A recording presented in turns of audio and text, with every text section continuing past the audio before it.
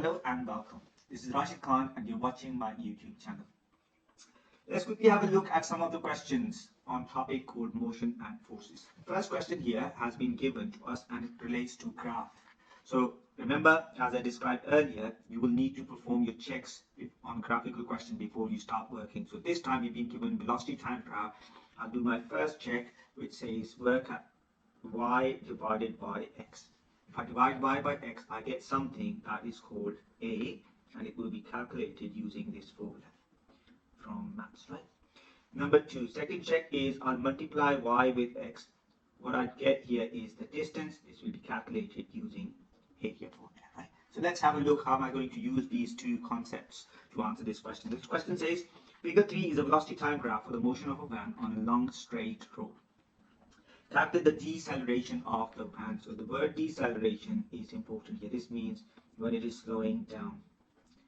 Okay. So in which section is the van slowing down? Here the speed is increasing, it stays the constant, and then here it is decreasing. So it is for this section I have to identify the coordinates. I can see here this is 20 and this is 25.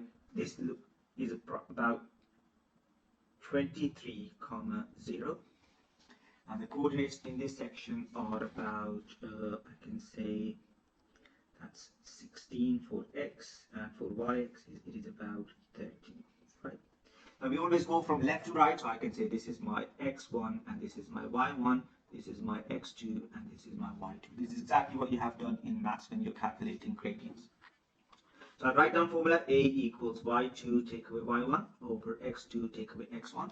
And I'm going to replace these with their values. The value of y2 given to me is 0, take away the value of y1 is 13 divided by 23, that's the value of x2, take away 16.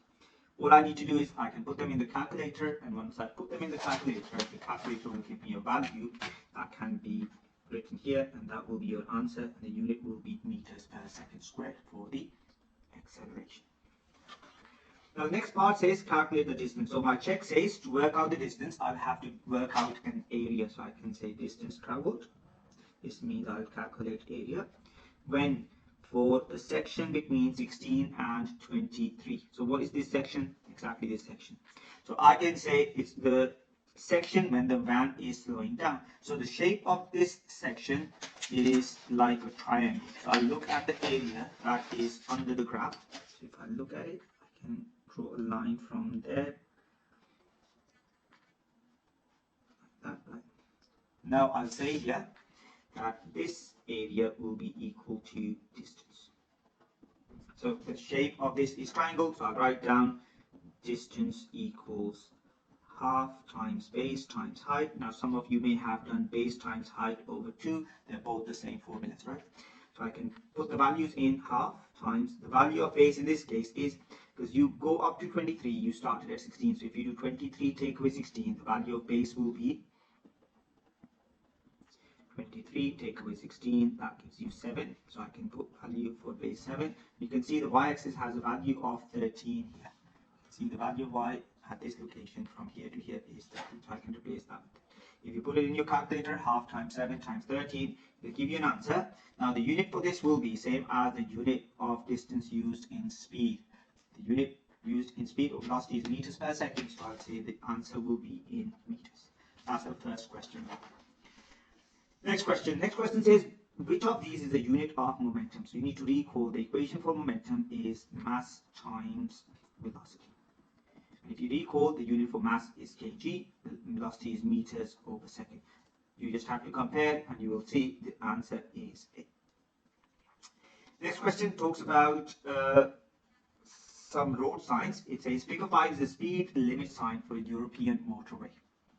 The speed shown are in kilometers per hour. The sign tells driver to drive at a slower speed in wet weather. Slower speed in wet weather. Now this is important because if I look at this section here, wet weather, they are giving us condition or situation. This can relate to stopping a distance, right? So you have learned about an equation on stopping distance. That is equal to braking distance plus thinking distance. It says explain why it is safer for drivers to drive at a slower speed in wet weather. So slower speed means what? This means there will be smaller stopping distance. Okay, I can say this is safe because during rain I can say friction will reduce and therefore stopping distance will increase. So if you drive at slower speed, then you will have a shorter stopping distance. So I can then say less chances of collision. Okay, that's it. So this is how you may be given a question on stopping distance related situation in exam. Let's have a look at the other question. It says figure 12 shows a skier on a slope. The skier travels down the slope with a constant acceleration. The speed of the skier is measured at point P and Q. Now they've given you that information in table. So I can see P is my start and Q is my end. Right? So I can then say this is my U, this is my V, and this is my A. Now if you remember, I did tell you, whenever they ask you to work out the distance, when they've given you the value of A, you have to use the equation. The equation is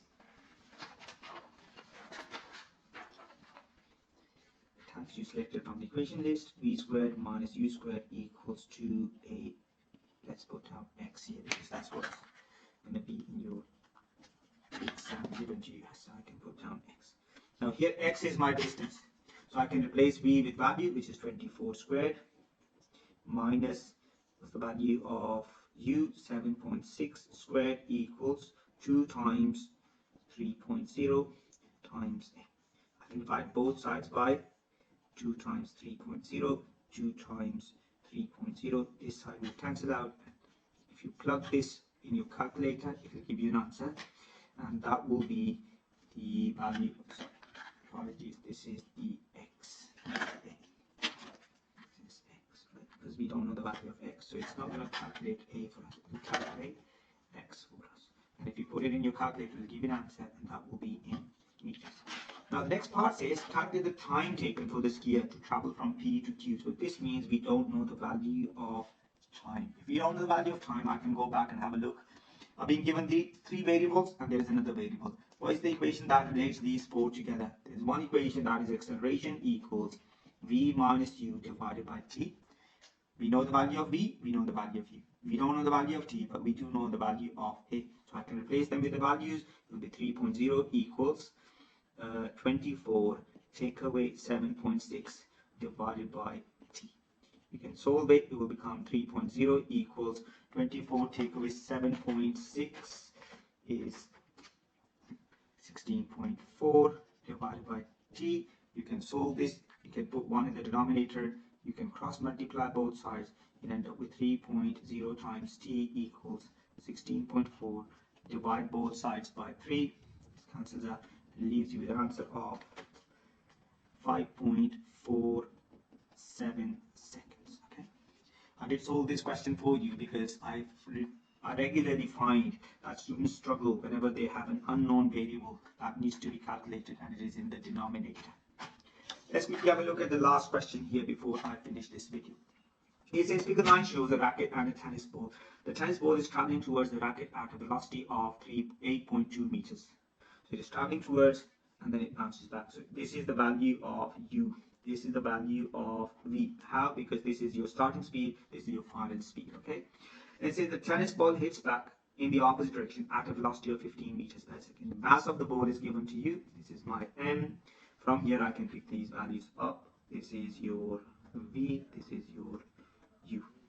The ball is in contact with the racket for 12 milliseconds. This is the value of T. But recall, I can't use time in milliseconds. So you'll have to go back and use the unit conversion chart to convert these milliseconds into seconds.